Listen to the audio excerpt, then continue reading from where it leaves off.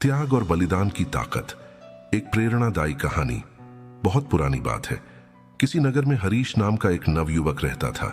बेचारे के मां बाप स्वर्ग से धार चुके थे। गरीब होने के कारण उसके पास अपने खेत भी नहीं थे। औरों के खेतों में वह दिन भर छोटे मोटे काम करता और बदले में खाने के लिए आटा चावल ले आता। घर आकर वह अपना भोजन तैयार करता और खा पीकर सो जाता। जीवन ऐसे ही संघर्षपूर्ण था। ऊपर से एक और मुसीबत उसके पीछे पड़ गई। एक दिन उसने अपने लिए 4 रोटियां बनाई।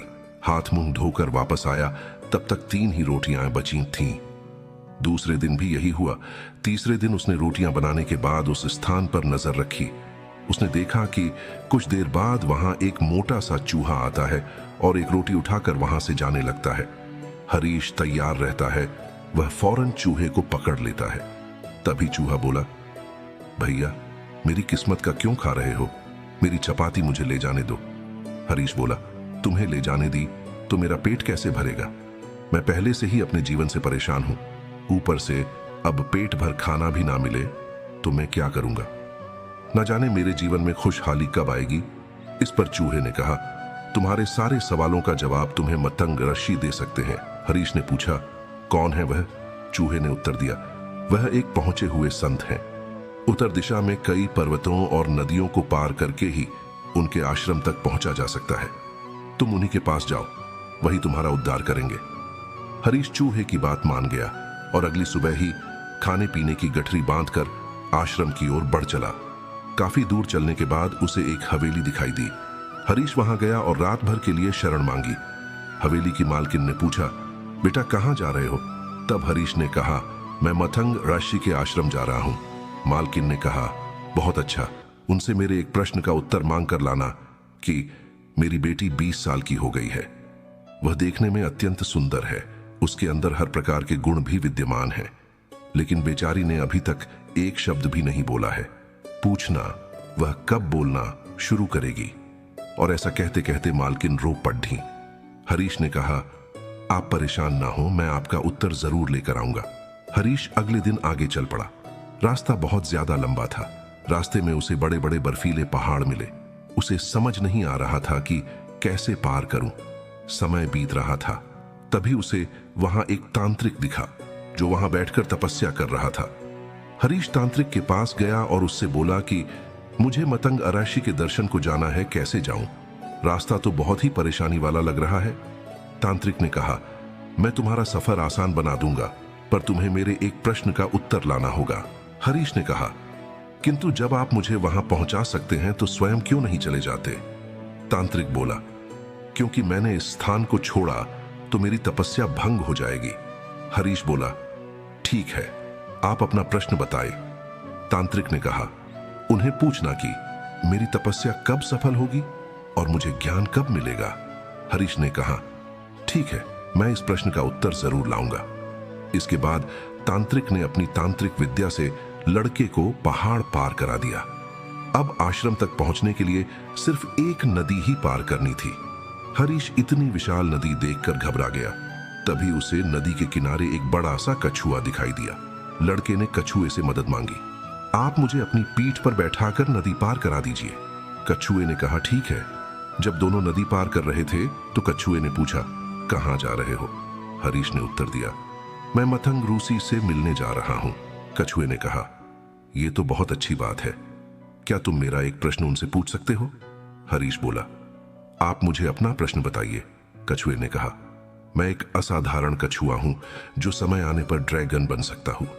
500 सालों से मैं इसी नदी में हूं और ड्रैगन बनने की कोशिश कर रहा हूं। मैं ड्रैगन कब बनूंगा? बस ये पूछ करके आ जाना। नदी पार करके कुछ दूर जाने पर मतंग ऋषि का आश्रम दिखाई देने लगा।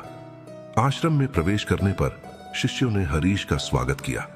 संध्या समय ऋषि ने हरीश को दर्शन दिया और बोले, पुत्र, मैं तुम्हारे किसी भी 3 प्रश्नों का उत्तर दे सकता हूं। पूछो अपने प्रश्न। हरीश असमंजस में फंस गया कि वह अपना प्रश्न पूछे या उसकी मदद करने वाली मालकिन, तांत्रिक और कछुए का। वह अपना प्रश्न पूछना चाहता था, पर उसने सोचा कि उसे मुसीबत में मदद करने वाले लोगों का उपकार नहीं भूलना चाहिए। उसे ये नहीं भूलना चाहिए कि उसने उन लोगों से उनके प्रश्नों के उत्तर लाने का वादा किया है। उसी पल उसने निश्चय किया कि वह खूब मेहनत करेगा और अपनी जिंदगी बदल देगा। लेकिन इस समय उन 3 लोगों की जिंदगी में बदलाव लाना जरूरी है। और यही सोचते सोचते उसने रूसी से पूछा, हवेली के मालिक की बेटी कब बोलेगी? रूसी ने कहा कि जैसे ही उसका विवाह होगा वह बोलना शुरू कर देगी। हरीश ने आगे पूछा कि तांत्रिक को मोक्ष कब प्राप्त होगा? रूसी ने कहा कि जब वह अपनी तांत्रिक विद्या का मोह छोड़ उसे किसी और को दे देगा तब उसे ज्ञान की प्राप्ति हो जाएगी।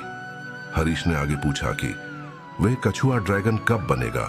रूसी ने कहा कि जिस दिन उसने अपना कवच उतार दिया वह ड्रैगन बन जाएगा। हरीश रूसी से उत्तर जानकर बहुत प्रसन्न हुआ।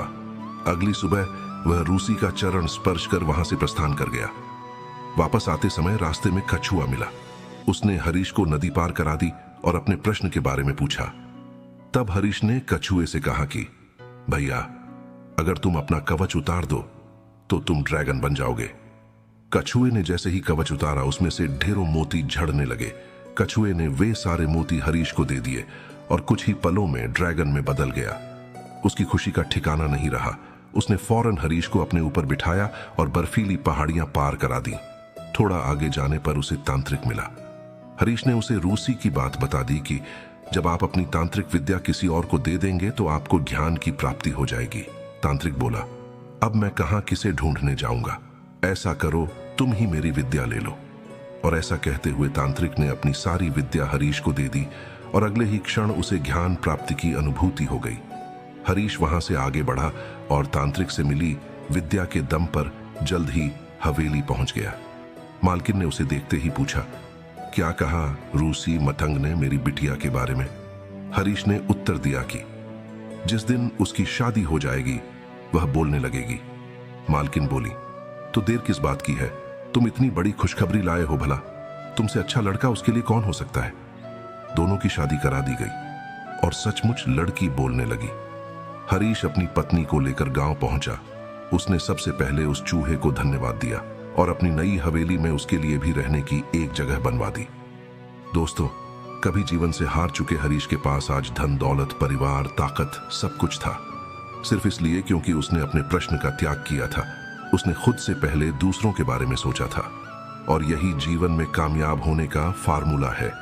ये मत पूछिए कि औरों ने आपके लिए क्या किया, पर यह सोचिए कि आपने औरों के लिए क्या किया।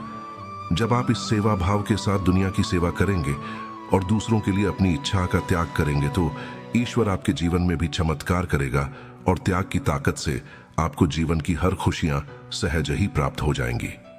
फिर मिलेंगे दोस्तों अगले वीडियो के साथ। तब तक के लिए अपना ख्याल रखना और हमेशा मुस्कुराते रहना। धन्यवाद। जय श्री कृष्ण।